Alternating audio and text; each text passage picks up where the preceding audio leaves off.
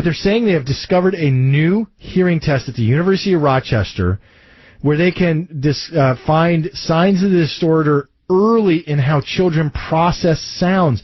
So possibly before kids can even speak, they can now diagnose it with this new hearing test.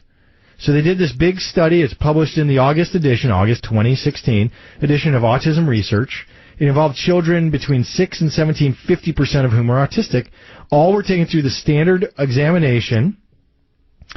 And then they did the same test on newborns. And what was interesting, the kids on the autism spectrum, ASD, struggled to detect sounds at the frequency of 1 to 2 kilohertz, and now they're able to compare that now to newborns, and they're applying this data to newborns. Oh, well, good. Kim Carlson. That's Kim Foster. Oh, excuse me, Kim Foster. I don't know. I'm reading the wrong screen here. Kim. So wait a minute. So how old was your child? He was a year, and it didn't look like he heard everything we had to say. Like, we'd tell him to come or tell him to, try to get him to cooperate, and he would just keep running or walking. It's like he couldn't hear us. So we went to Children's Hospital in Oakland, and the first thing they did was do a hearing test, if he was actually hearing us, and he was.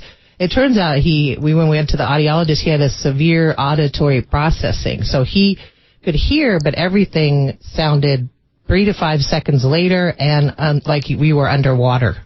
Oh, my. Okay. So we got him speech therapy early and all the interventions early, but it was the pediatrician thought he was deaf or was having problems with his hearing. So this study is very interesting. It makes sense, Yeah, that they're actually being able to apply it and say, look, now we can identify early, because that, to your point, what you're describing, I mean, there are therapies, and if you could start even earlier, that just makes everything better, right? Mm-hmm. I mean, in terms of communicating with your child and your child interacting with the world.